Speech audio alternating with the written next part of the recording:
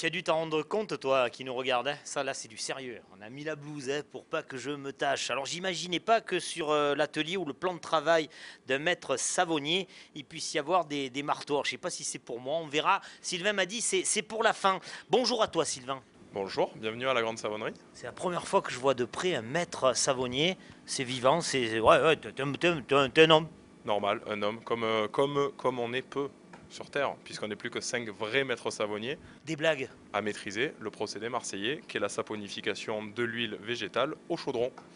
Alors comment on devient maître savonnier? Par passion? Comment t'as embrassé cette carrière? On y vient par hasard au début, on tire la ficelle et puis on déroule la pelote par passion ensuite, parce qu'il n'y a pas de formation particulière et on ne choisit pas d'être maître savonnier. On y vient, on tombe dans le chaudron et puis ensuite on déroule, on apprend et on connaît de plus en plus ce produit. Et il y a tellement de choses à en dire, tellement de choses à en faire, qu'au final c'est par passion. Après, quel est ton rôle? Un peu comme dans la vinification, un maître de chez, tu viens contrôler quelques fois, tu viens tremper des pipettes pour voir si on est au bon dosage. Quel est ton rôle au quotidien au sein de la grande savonnerie? Alors, le rôle d'un maître savonnier, effectivement, c'est de fabriquer du savon, comme vous l'aurez deviné. Euh, le rôle exact, c'est de réussir à transformer de l'huile en savon, et cette pâte de savon, comme on va le voir ensuite, c'est de réussir à lui donner différentes formes, différents formats, et de contrôler effectivement sa qualité. Donc mon rôle premier, bien évidemment, c'est de fabriquer du savon, du véritable savon de Marseille, et au sein de nos ateliers, ben, c'est de justement pouvoir transmettre le fil, transmettre ce savoir, et former ces petits ambassadeurs au savon de Marseille, à son histoire, à ses ingrédients, à son procédé et à sa fabrication. Quels sont les ingrédients du savon de Marseille? Écoute bien, toi. Le savon de Marseille, c'est extrêmement simple. C'est une huile végétale uniquement, qu'on a transformée en savon avec de la soude caustique. C'est pour ça qu'on a mis des gants et une belle blouse. Moi, j'ai pas de gants. Parce que vous prenez tous les risques.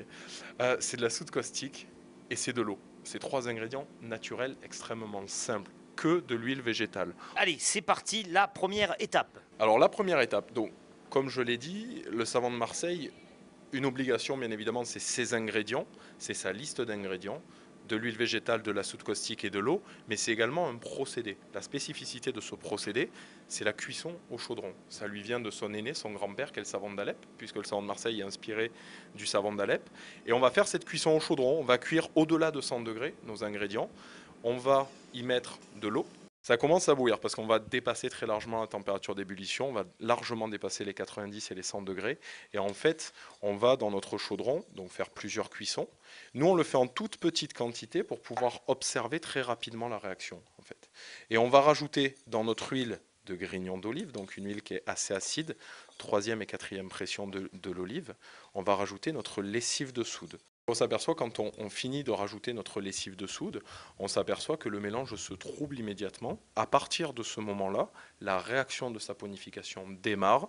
Et ce qui va se passer tout simplement dans ce petit chaudron, c'est que les petits acides gras d'huile vont aller à la rencontre des petites particules de soude. Et quand les deux vont se rencontrer, la réaction va se faire. Et on va voir au fur et à mesure cette huile d'olive se transformer en savon. Dès qu'on dépasse les 95-100 degrés à peu près, qu'on dépasse le point d'ébullition, on voit ce qu'on appelle cette première écume de savon qui se forme ici, un petit peu de chaque côté. Et en fait, au fur et à mesure que la cuisson va se prolonger, on va avoir une croûte de savon qui va petit à petit remonter à la surface et c'est l'huile petit à petit qui se transforme en savon. Au niveau industriel, ça cuit combien de temps? On fait plusieurs cuissons qui durent, on va dire, entre 4 et 7 heures. Là aussi, il n'y a pas de chiffre particulier, il n'y a pas une quantité d'eau précise à mettre, il n'y a pas une température de cuisson stricte. C'est là où l'expérience et le rôle du maître savonnier est important. C'est en fonction de la texture, en fonction de l'évolution, en fonction de la météo qu'on voit la pâte de savon prendre et évoluer dans le chaudron. Et c'est là qu'on peut nous modifier des températures, des temps de cuisson. Et en fait, quand on arrive à la fin de notre cuisson, qu'on a laissé pendant ces 3-4 jours l'huile d'olive s'empâter, qu'on a terminé, qu'il n'y a plus d'huile dans notre chaudron, on garde notre pâte de savon de Marseille à l'état un petit peu pâteux, on la garde tiède. pour qu'elle ne se solidifie pas. Parce qu'après la cuisson, il va y avoir la deuxième étape, c'est le moment du lavage de la pâte de savon. Avant que vous puissiez l'utiliser pour vous laver, on va nous le laver. C'est fou, c'est presque paradoxal de dire ça. Avant que moi je puisse me laver, il faut laver le savon. Il faut laver le savon parce qu'on a vu que dans les 3 ingrédients qu'on a utilisés, on a mis de l'huile d'olive, de la soude et de l'eau. Mais on a mis surtout de la soude caustique. La soude caustique, au début, dans ma réaction, j'en ai mis trop. J'en ai mis plus que ce qu'il en faut et je l'ai fait exprès. C'est pas parce que je suis un mauvais savonnier, c'est pas parce que je suis un mauvais chimiste. J'ai mis trop de soude parce que je veux être certain que toute mon huile d'olive présente dans mon chaudron se transforme en savon. Donc je mets trop de soude.